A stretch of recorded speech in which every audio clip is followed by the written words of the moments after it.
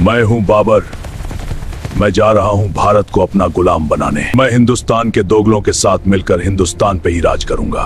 तो चैनल को सब्सक्राइब कर लीजिए और वीडियो को पूरा देखें।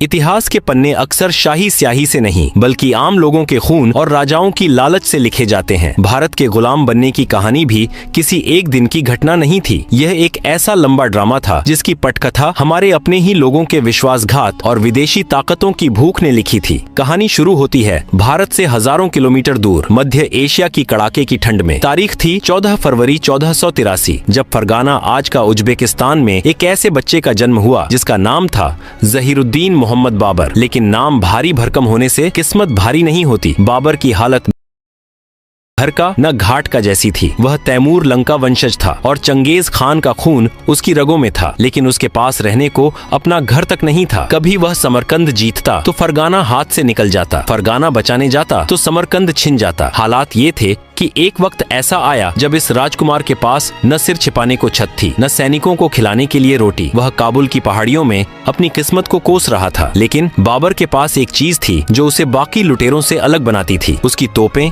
और उसकी डायरी। उसे पता था कि काबुल की सूखी रोटियों से पेट नहीं भरेगा। उसकी नजर दक्षिण की ओर थी, उस जमीन पर जिसे दुनिया सोने की चिड़िया कहती थी, हिंदुस्तान। अब जरा कैमरा घुमाते हैं दिल्ली की तरफ। यहाँ लोदी वंश का राज था और सुल्तान की गद्दी पर बैठा था इब्राहिम लोदी। इब्राहिम एक सनकी और घमंडी शासक था। उसे लगता था कि दिल्ली का तख्त लोहे का बना है जिसे कोई हिला नहीं सकता। लेकिन उसे नहीं पता था कि लोहे को काटने के लिए जंग उसी के घर में लग चुकी है। इतिहास गवाह है, भारत को जब भी लूटा गया दरवाजा अंदर से ही खोला गया। इब्राहिम लोदी से तंग आकर पंजाब के गवर्नर दौलत खान लोदी और इब्राहिम के अपने चाचा आलम खान ने एक भयानक साजिश रची। उन्हें लगा कि बाबर एक लुटेरा है, वह आएगा, इब्राहिम लोदी को मारेगा, दिल्ली को लूटेगा और वापस काबुल भाग जाएगा। फिर दिल्ली की गद्दी इन दोनों की होगी। यही वह टर्निंग पॉइंट था जहां भारत की तकदीर पलट गई। उन्होंने बाबर को खत लिखा, आइए हिंदुस्तान आपका इंतजार कर रहा है। ये खत नहीं बल्कि भारत की गुलामी का इन्विटेशन कार्ड था। बाबर तो बस मौके की तलाश में था। उसे तो अंधा क्या चाहे, दो आंखें वाली स्थिति मिल गई। साल 1526, गर्म हवाओं के थपेड़े और धूल भरी आंधी। पानीपत का मैदान सज चुका था। एक तरफ इब्राहिम लोदी की विशाल फौज, 1 लाख सैनिक और 1000 से ज्यादा खूंखार हाथी। यह एक चलता फिरता पहाड़ था। दूसरी तरफ बाबर, सिर्फ 12,000 सैनिक। गणित के हिसाब से बाबर की हार तय थी। 1 लाख के सामने 12,000 क्या ही टिकते। लेकिन युद्ध भीड़ से नहीं, दिमाग से जीते जाते हैं। बाबर अपने साथ एक ऐसा ब्रह्मास्त्र लाया था जिसे हिंदुस्तान ने पहले कभी नहीं देखा था, बारूद और तोपखाना। बाबर ने अपनी फौज को तुगलमा नीति से सजाया। उसने अपनी सेना को अर्धचंद्राकार शेप में फैला दिया। बीच में बैलगाड़ियों को चमड़े की रस्सियों से बांधकर एक दीवार बना दी ताकि लोदी के हाथी सीधे हमला न कर सकें, और उन बैलगाड़ियों के बीच में छिपा दी अपनी मौत की मशीनें, तोपें। 21 अप्रैल की सुबह जैसे ही लोदी की सेना आगे बढ़ी, उसे लगा कि वह बाबर को कुचल देगी। हाथियों की चिंगाड़ से आसमान गूंज रहा था। लेकिन तभी धड़ाम, बाबर की तोपों ने आग उगलना शुरू किया। भारत के हाथियों ने इससे पहले सिर्फ तलवारों की खनक सुनी थी, बारूद के धमाके नहीं। तोपों की उस भयानक आवाज और आग को देखकर लोदी के हाथी अपनी ही सेना पर पलट गए। वे अपने ही सैनिकों को पैरों तले रौंदने लगे। लोदी की 1 लाख की भीड़ में भगदड़ मच गई। जो हाथी लोदी की ताकत थे वही उसकी कमजोरी बन गए। दोपहर होते होते हिंदुस्तान का सुल्तान इब्राहिम लोदी मारा गया। उसकी लाश के साथ ही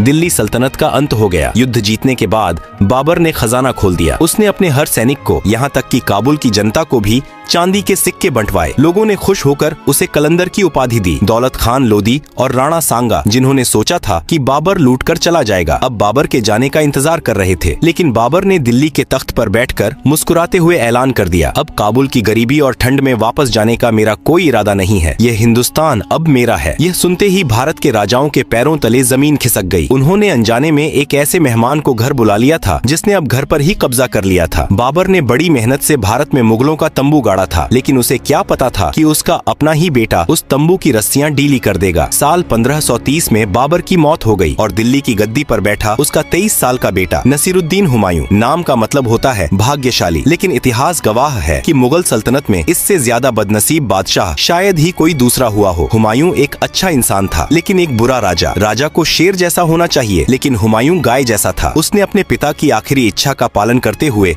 सबसे बड़ी गलती कर दी। उसने अपनी सल्तनत को अपने भाइयों कामरान, अस्करी और हिंदाल में केक की तरह बांट दिया। राजनीति का उसूल है, एक म्यान में 2 तलवारें नहीं रह सकती, और यहाँ तो 4-4 थीं। भाइयों ने मुश्किल वक्त में